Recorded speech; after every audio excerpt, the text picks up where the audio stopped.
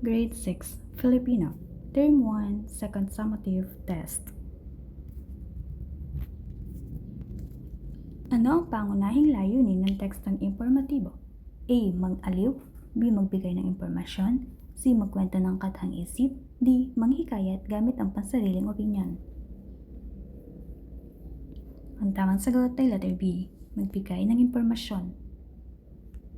Alin sa sumusunod ang halimbawa ng pantasya? A. Nag-aral ang bata, B. Naglalakad ang guro, C. Nagluluto ang kanyang ina, D. Lumipad ang aswang sa ibabaw ng mga ulap. Ang tamang sagot ay letter D. Lumipad ang aswang sa ibabaw ng mga ulap.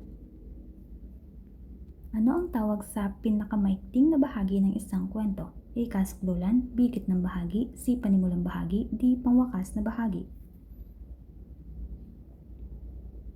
Ang tamang sagot ay letter A. Kasukdulan.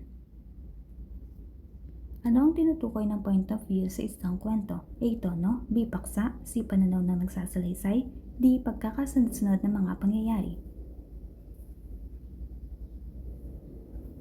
Ang tamang sagot ay letter C. Pananaw ng nagsasalaysay. Aling pangatnik ang ginagamit sa pagbubukod ng isang ideya? A. Saka, B. Maging, C. Subalit, D. Sa makatuwid.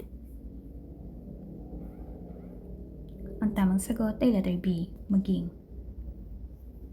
Anong uri ng pangungusap na walang paksa ang tanghali na? A. Temporal, B. Padamdam, C. Existential, D. Pambaling panlipunan. Ang tamang sagot ay letter A. Temporal. Alin ang pangungusap na existential? A. Aray, B. Gabi na, C. Umuulan na, D. May bagong aklat sa silid aklatan. Ang tamang sagot ay letter D. May bagong aklat sa silid aklatan. Ano ang tawag sa pag-aaral ng distansya sa komunikasyon? A. Tono, B. Kinesika, C. Proxemica, D. Paralanguage at boses. Ang tamang sagot ay letter C. Proxemica. Ano ang mahalagang aral na ipinagkikita ng kwentong Ang Kalupi? A. Huwag humusga agad, B. Iwasang tumulong sa iba, C. Magtiwala lamang sa mayaman, D. Parusahan agad ang pinaghihinalaan. Ang tamang sagot ay letter A. Huwag humusga agad. Alin ang pangungusap na nasa focus sa tagaganap o aktor? A. Umuulan, B. Naglinis si Ana, C. Nilinis ni Ana ang silid, D. Ang silid ay nilinis na maaga. Ang tamang sagot ay letter B. Naglinis si Ana. Sino ang tagaganap sa pangungusap na nagtanim ng puno ang mga bata? A. Puno, B. Nagtanim, C. Mga bata, D. Paaralan ng mga bata. Ang tamang sagot ay letter C. Mga bata. Aling pang-ugnay ang nagpapakita ng bunga o resulta? A. At, B. Dahil, C. Upang, D. Sa makatuwid. Ang tamang sagot ay letter D. Sa makatuwid. Ano ang unang dapat gawin kapag sumasagot ng telepono? A. Sumigaw, B. Bumati na magalang, C. Isara agad ang telepono, D. Magsalita habang may kinakain. Ang tamang sagot ay letter B. Bumati ng magalang. Bakit maituturing na impormatibo ang artikulo tungkol sa Love the Philippines? A. May tugma, B. May tauhan, C. Nagbibigay ito ng datos, D. Naglalahad ito ng kathang isip.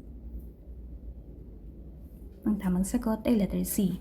Nagbibigay ito ng datos. Ano ang kahulugan ng taglat na PSA? A. Philippine Statistics Authority, B. Philippine Standards and Archives, C. Philippine Statistics and Accounting Agency, D. Philippine Services for Archives and Registration. Ang tamang sagot ay letter A. Philippine Statistics Authority. Anong dokumento ang ginagamit upang patunayang walang record ng kasal ang isang tao? A. Birth form, B. Death certificate, C. Marriage certificate, D. Certificate of no marriage record. Ang tamang sagot ay letter D. Certificate of no marriage record. Bakit kailangan magbigay ng tumpak na impormasyon sa isang formal na formularyo? A. Para maikli, B. Para makulay, C. Upang maging tumpak ang record, D. Upang may tago ang tunay na pagkakakilanlan. Ang tamang sagot ay letter C. Upang maging tumpak ang record. Anong festival sa Baguio ang kilala sa makulay na bulaklak?